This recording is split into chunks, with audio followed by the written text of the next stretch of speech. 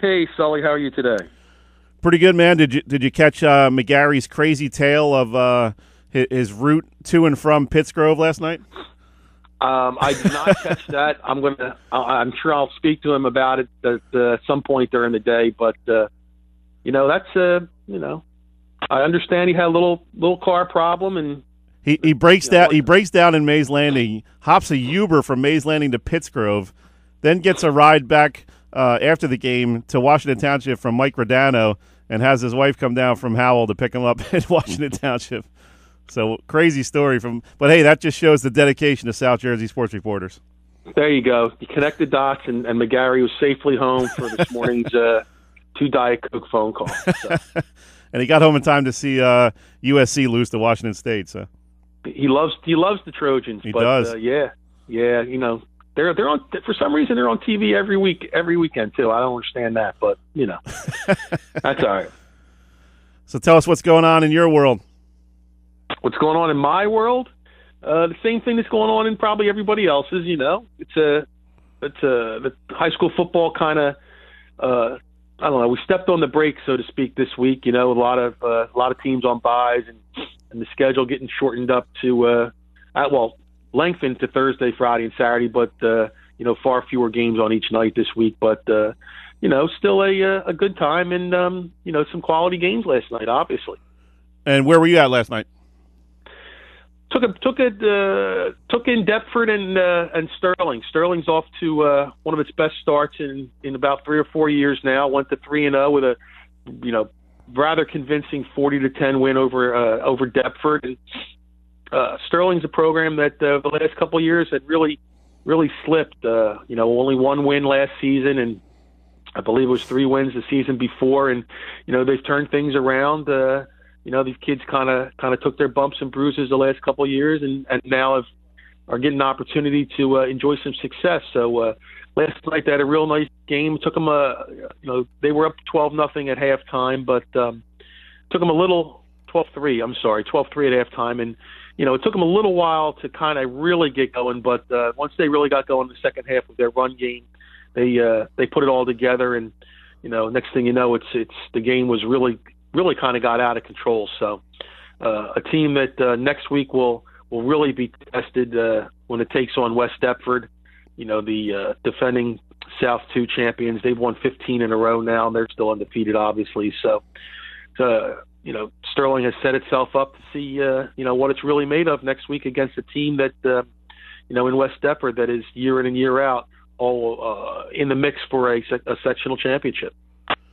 And, Kevin, when you're looking at Rancocas Valley, another great win, 31-14 over Washington Township. They jumped out to a 24-0 lead, so great job by them. That could have been one of those kind of trap games. You're looking ahead a little bit, but they took care of business early and got the big lead and was able to pretty much get an easy win over Washington Township to improve to 4-0. Yeah, you never want to look ahead, and I'm pretty sure after watching them play that they didn't do that. Iverson Clement got himself a chance to play a little bit more than he had been because their first 3 games were, they were kind of blowouts, and he was, watching a lot of the action. So he got a chance to play just about into the fourth quarter, I guess it was, a little bit more than that, and showed how effective a runner he really is with the ball. And Bryce Mangine, the junior quarterback, and Danny Condris, a nice wide receiver for them, hooked up a few times for a couple of touchdowns too. So I think RV, did a real nice job. Washington Township, I must give them a lot of credit. They could have easily folded, but under Lamont Robinson last year, helped Millville win that Group 5 championship as its defensive coordinator. This Washington Township team doesn't quit. They haven't won a game yet, but they've been highly competitive in their contests, and they don't give up. And they came out and in the third quarter, Trevor Sharkey came in as the quarterback at that time, and first 2 possessions they had, he was 11 for 11 throwing the ball. They scored 2 touchdowns and kind of got back into the game a little bit, but. Going back to RV, I think now obviously they're looking at their clash with Lenape coming up next week. Lenape's a team that has played tremendous defense. We've talked about that a lot. I think they've given up 6 points all season, maybe 6 or 13. But that game will probably ultimately be for that Capital Division title, and now that will be a major clash to kind of really for both teams to see where they're sitting. Talking with Kevin Minnick of SJVarsity.com, and Kevin, real nice win by Eastern on Thursday against visiting Absegami, 17-3. It was they were down actually 3-0 at halftime, but came back, scored 17 unanswered in the second half. Where does this team stand?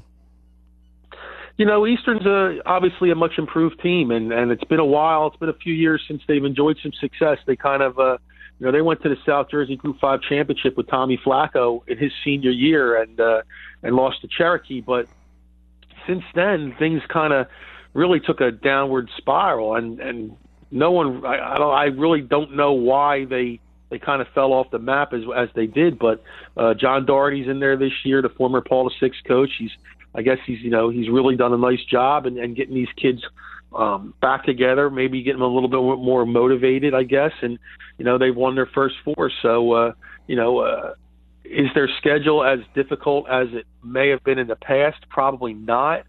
But you play the schedule that's given to you, and they've done a nice job with taking on the teams that they have in front of them. So, a season like this could really do wonders for a program that has obviously struggled but has had success in the past, has produced NFL players, like Logan Ryan and Eli Apple right now.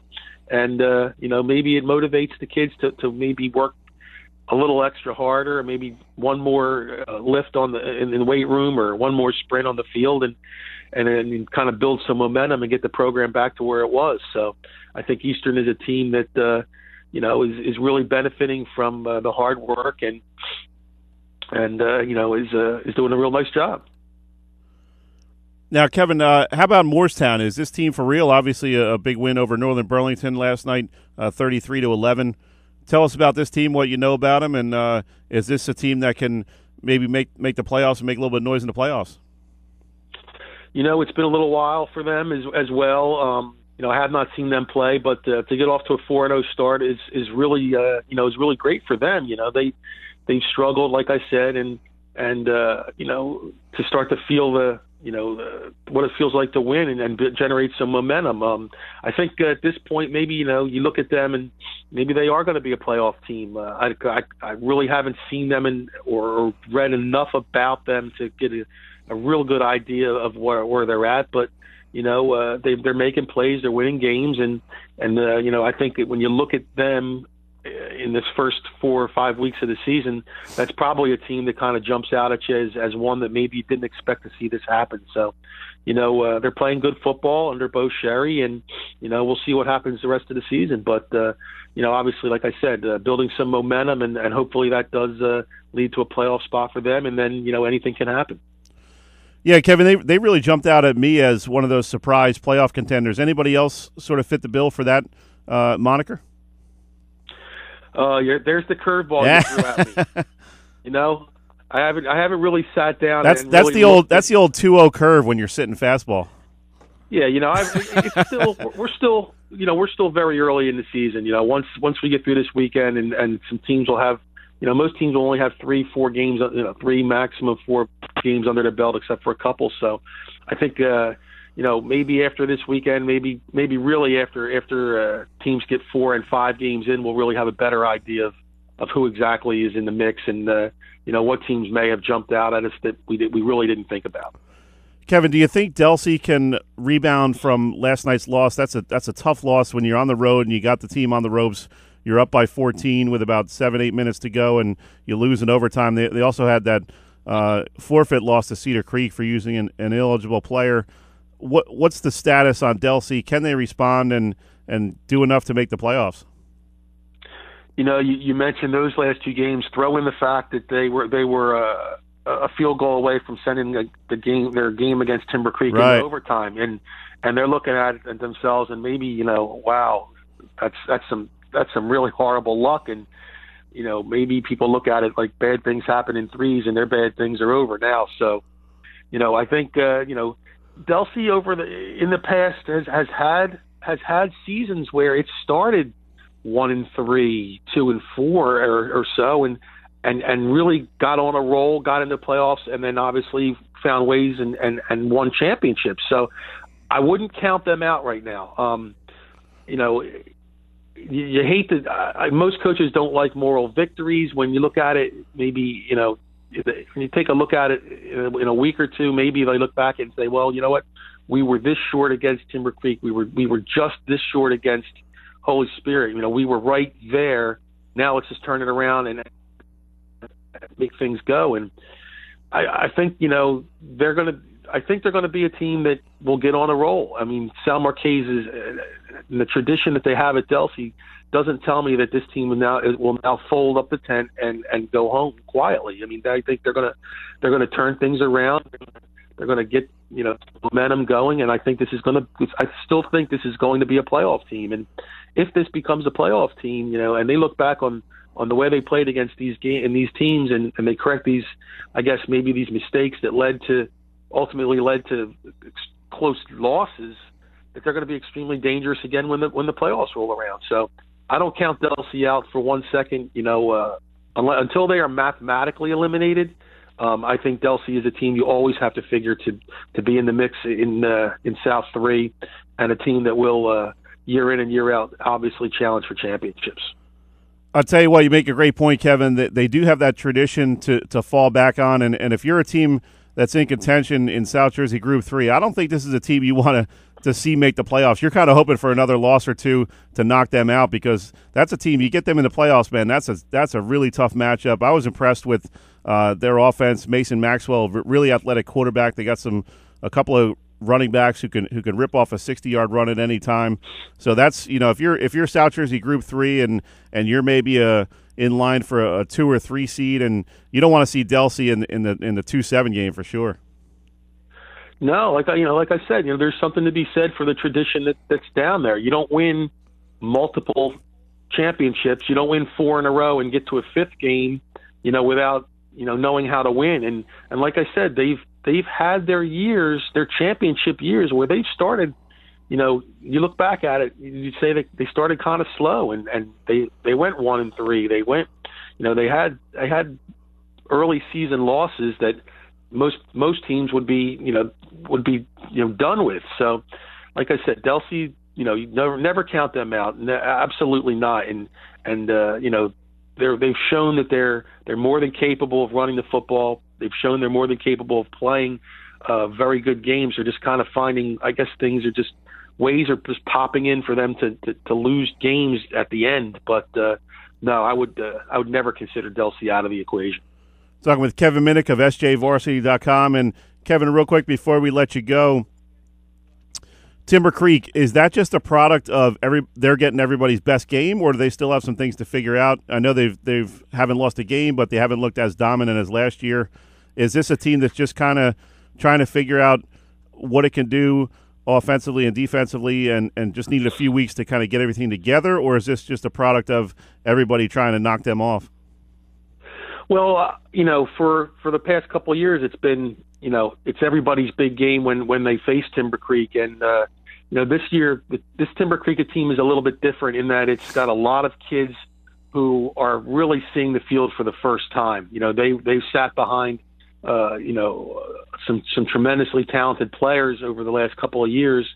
And, it just so happens that, this year is their time, and this year there were quite a few holes that had to be filled. So, I think it's just, it's not the same Timber Creek team. It's not the same so far. It's really not the same explosive team that we have seen in the last couple of years. And I think that's just a byproduct of the fact that those kids are gone now, and you have kids hitting the field. Really, you have probably seniors playing their first really getting their first real solid taste of varsity action. So, I think that's more. It's more has to do with a learning curve than it is anything else. But those kids have worked for the past couple of years. With these other guys who graduated, they've learned. Now it's their time, and so far so good. And we'll see what happens come down the line. And you also got to look at the fact, Sully, they have a quarterback like pretty much no other. So yep. that will obviously take them a long way, I think. So, Timber Creek will be fine, but, I think maybe just because they're playing some closer games, people think, well, maybe they've taken a step back, so to speak, but I don't think that's the case. I think it's just some other kids, really finding their niche, and they've got a handful of games under their belt already, and they're going to get better. So, at the end of the season, we'll be looking, I think, at a Timber Creek team that will join maybe not be as on the same level as some of these other teams, but for their season this year will be very, very good. He's Kevin Minnick of SJVarsity.com. Log on, subscribe to his new website, and get some of the best high school sports reporting in South Jersey. Kevin, as always, we appreciate it. Have a great weekend, buddy. Hey, Sol, you too. Thanks again. Yep. That was Kevin Minnick, SJVarsity.com. Does a great job filling us in every week